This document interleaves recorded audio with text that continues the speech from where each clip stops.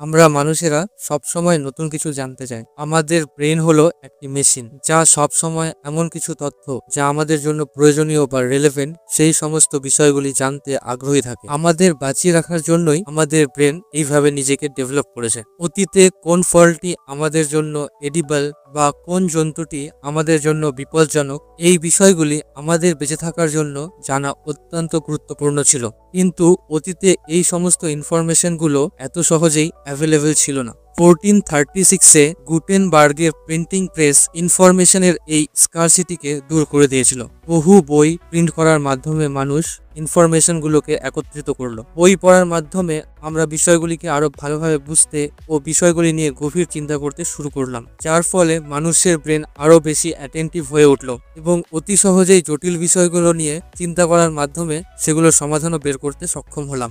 আর recent টাইমে আবিষ্কৃত internet ইনফরমেশনগুলোকে আমাদের জন্য আরো ইজিলি অ্যাক্সেসেবল করে তুলেছে।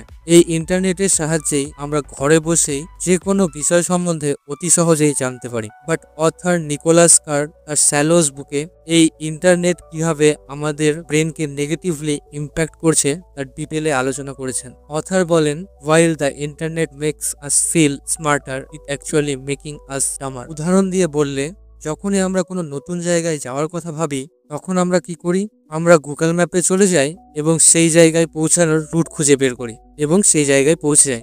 কিন্তু যখন জিপিএস ছিল না, তখন কোনো একটি জায়গায় যেতে আমাদের কয়টি মোড় নিতে হবে, কোন মোড়ে মন্দির বা কোথায় থিয়েটার, এই সমস্ত বিষয়গুলো আমরা খুব ভালোভাবেই মনে রাখতে পারতাম। বাট এখন যদি কেউ এসে আমাদের কোনো জায়গার রুট জিজ্ঞেস করে, তাহলে আমরা বলি জাস্ট গুগল ম্যাপ দেখে নাও। যদিও আমরা সেই জায়গায় বহুবার গিয়েছি, তবুও জিপিএস বা গুগল ম্যাপ ইউজ করার দরুন আমরা সেই জায়গার রুটটি আর মনে রাখতে পারিনি বা মনে রাখার প্রয়োজনও মনে করিনি। তাহলে এখন বুঝতেই পারছো কিভাবে ইন্টারনেট আমাদের মেমোরিকে উইক করে ফেলেছে। ইন্টারনেট ও সোশ্যাল মিডিয়ার নোটিফিকেশন কন্টিনিউয়াসলি দেখে মনে হয় আমরা হয়তো বিষয়গুলি সম্বন্ধে লেটেস্ট আপডেট পাচ্ছি এবং নতুন নতুন জিনিস জানতে পারছি। বাট যদি তোমাকে জিজ্ঞেস করা হয় লাস্ট উইকে তুমি কোন ইম্পর্টেন্ট জিনিস জানতে পেরেছো, তবে হয়তো তুমি কিছু বলতেও পারবে না। কারণ এই সমস্ত প্ল্যাটফর্ম থেকে আমরা যে সমস্ত ইনফরমেশন গুলো পাই সেগুলো খুবই শর্ট এবং কনসাইজ হয়, যার জন্য আমরা টপিকগুলো শুধু সারফেস লেভেলেই জানতে পারি, বিষয়টির ডেপথে গিয়ে খুব ভালোভাবে বুঝতে পারি না, যার জন্য ব্রেনের স্টোর অন্যান্য ইনফরমেশনের সাথে বিষয়গুলো কানেক্ট করতে পারি না। তাই বিষয়গুলি সম্বন্ধে জানলেও সেই বিষয়গুলি দীর্ঘ সময় মনে রাখতে পারি না। ইন্টারনেট ও সোশ্যাল মিডিয়ায় স্ক্রোল করতে করতে আমরা ভুলেই যাই কতটা সময় আমরা নষ্ট করে ফেলেছি। এই সব প্ল্যাটফর্মগুলোর বিভিন্ন কন্টেন্ট কনজিউম করার ফলে আমাদের ব্রেনে ডোপামিন নামক এক হরমোন রিলিজ হয়ে থাকে, যা আমাদের আনন্দ দেয় এবং আমরা না চাইলেও কন্টিনিউয়াসলি সেই অ্যাপগুলো স্ক্রোল করতেই থাকি। কন্টিনিউয়াস ডোপামিনের ফ্লাকচুয়েশন ও ইনফরমেশন ওভারলোডের দরুন আমাদের ব্রেন টায়ার্ড ও এক্সস্টেড হয়ে পড়ে। এর ফলে আমরা কোনো বিষয়ে ভালোভাবে মনোযোগ দিতে পারি না, ক্লান্তি ও বিরক্তি বোধ করি। আর এই সিচুয়েশনকে আরো সিভিয়ার করে দিয়েছে শর্টস এবং রিলের মতো কন্টেন্ট, যেখানে continuously low quality content consume করতে করতে আমাদের ব্রেন বসতে শুরু করেছে এবং আমাদের অ্যাটেনশন স্প্যানও কমে এসেছে। মাইক্রোসফটের একটি স্টাডি থেকে জানা গেছে যে মানুষের অ্যাটেনশন স্প্যান একটি গোল্ডফিশের অ্যাটেনশন স্প্যানের থেকেও কম। যেখানে একটি গোল্ডফিশের অ্যাটেনশন স্প্যান 9 সেকেন্ড, সেখানে আমাদের অ্যাটেনশন স্প্যান 8.25 সেকেন্ড। অর্থাৎ কোনো একটি বিষয়ে গোল্ডফিশ মানুষের থেকেও বেশি ভালো মনোযোগ দিতে পারে। ইন্টারনেট ও সোশ্যাল মিডিয়ার এই সমস্ত নেগেটিভ ইম্প্যাক্টের দরুন আমাদের ব্রেনের ক্যাপাসিটি কমতে শুরু করেছে, আর একেই বলা হয় ব্রেন রট। এই সমস্ত কিছু শুনে হয়তো তুমি ভাবছো তাহলে এই ব্রেন রট থেকে কিভাবে বাঁচা যাবে। ব্রেন রট থেকে বাঁচতে আমরা কি করতে পারি আমরা ভিডিওর নেক্সট সেকশনে জানবো। Number 1, digital fasting.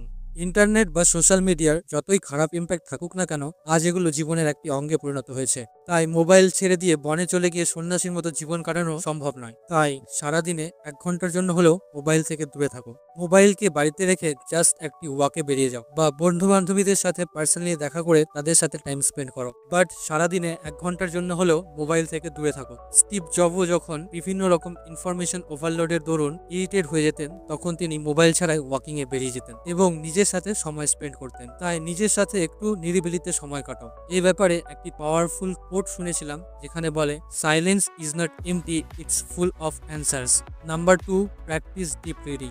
আমাদের কনসেন্ট্রেশন লেভেলকে ইনক্রিজ করার জন্য একটি জিনিস যা আমরা করতে পারি তা হলো প্র্যাকটিস ডিপ রিডিং। শুধু ইন্টারনেটে 2-1টি লাইন পড়ে বা শুধু একটি ছোট ভিডিও দেখে কোনো একটি বিষয় জানার পরিবর্তে সেই বিষয়টিকে থরলি পড়ার মাধ্যমে জানার চেষ্টা করা উচিত। যা আমাদের কনসেন্ট্রেশন লেভেলকে ইনক্রিজ করবে এবং ব্রেন রট থেকে বাঁচতে সাহায্য করবে। Number 3, focus on one thing at a time. যখনই আমরা ইন্টারনেট অন করি তখনই এক প্ল্যাটফর্ম থেকে অন্য প্ল্যাটফর্মে, এক ওয়েব পেজ থেকে অন্য ওয়েব পেজে আমরা জাম্প করতে থাকি, যা হয়তো গুগল, মেটার মতো কোম্পানিগুলোর জন্য ভালো, বাট আমাদের জন্য একদমই নয়। তাই যখনই একটি কাজ করছো তখন পুরো মনোযোগ সহকারে সেই কাজটি করো। বাই দ্য ওয়ে, তুমি যদি এই ভিডিওটি এতক্ষণ পর্যন্ত দেখছো তবে কুডোস টু ইউ। বারবার এক কাজ থেকে অন্য কাজে বা এক ভিডিও থেকে অন্য ভিডিওতে জাম্প করার পরিবর্তে একটি সময় একটি কাজ বা একটি ভিডিও ফুল কনসেন্ট্রেশনের সাথে দেখার মাধ্যমেও তুমি তোমার ব্রেনকে ব্রেন রট থেকে বাঁচাতে পারো। Number 4, mindful use of notification. Notifications আমাদের গোলস বা অন্যান্য ইম্পর্টেন্ট কাজগুলো থেকে সবসময় ডিস্ট্র্যাক্ট করতে থাকে। তাই তোমাদের যে সমস্ত অ্যাপের নোটিফিকেশন অপ্রয়োজনীয় বলে মনে হয় বা যে সমস্ত নোটিফিকেশনগুলো তোমাকে বারবার ডিস্ট্র্যাক্ট করে, সেই সমস্ত নোটিফিকেশনগুলোকে অফ করে দেওয়া উচিত। Number 5, start journaling. প্রতিদিন 10 মিনিটের জন্য হলেও কোনো কিছু লিখো। মেবি তুমি তোমার গোলস লিখতে পারো বা কোনো কিছু নিয়ে তুমি কি ফিল করো সেগুলো তুমি লিখতে পারো।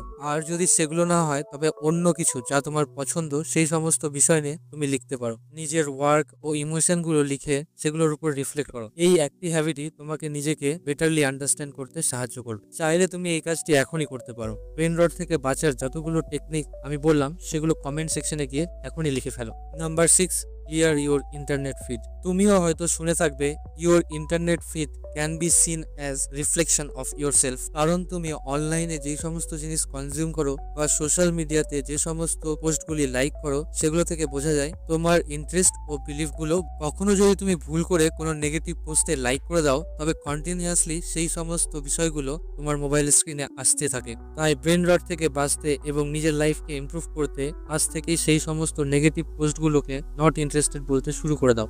Number 7, create internet free Jones.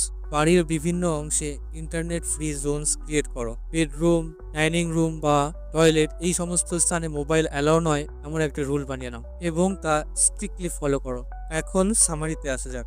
আজ নিকোলাস কারের লেখা স্যালোস বুক থেকে ইন্টারনেট কিভাবে আমাদের ব্রেনকে নেগেটিভলি ইফেক্ট করছে তা জানলাম। এছাড়াও আমরা 7টি টেকনিক দেখলাম যার সাহায্যে আমরা ব্রেন রট থেকে বাঁচতে পারি। সেগুলো হলো নাম্বার 1, ডিজিটাল ফাস্টিং। সারাদিনে 1 ঘন্টার জন্য হলেও মোবাইল থেকে দূরে থাকার চেষ্টা করা উচিত। Number 2, practice deep reading. অর্থাৎ কোনো বিষয়কে উপরে উপরে জানার পরিবর্তে সেই বিষয়টিকে খুব ভালোভাবে পড়ার মাধ্যমে বোঝার চেষ্টা করা উচিত। Number 3, focus on one thing at a time. সবসময় একটি কাজ থেকে অন্য কাজে বা একটি ভিডিও থেকে অন্য ভিডিওতে জাম্প করার পরিবর্তে মনোযোগ সহকারে একটি কাজই করা উচিত। Number 4, mindful use of notifications.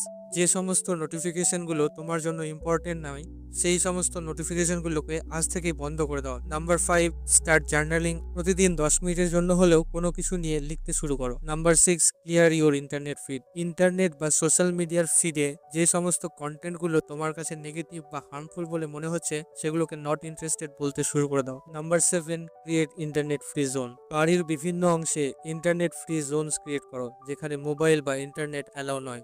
Brain রট থেকে বাঁচতে আমাদের কি করা উচিত এই বিষয়ে আমি একটি শর্ট আমাদের চ্যানেলে আপলোড করেছি, তুমি সেটিও দেখতে পারো। লিংক ডেসক্রিপশনে দেওয়া থাকলো। ফাইনালি, ভিডিওটি যদি তোমাদের ভালো লেগে থাকে তবে ভিডিওটি লাইক করো এবং বন্ধুদের সাথে শেয়ার করো, এবং চ্যানেলের ভিডিওগুলি যদি তোমার কাছে হেল্পফুল বলে মনে হয় তবে তুমি চ্যানেলটি সাবস্ক্রাইবও করতে পারো।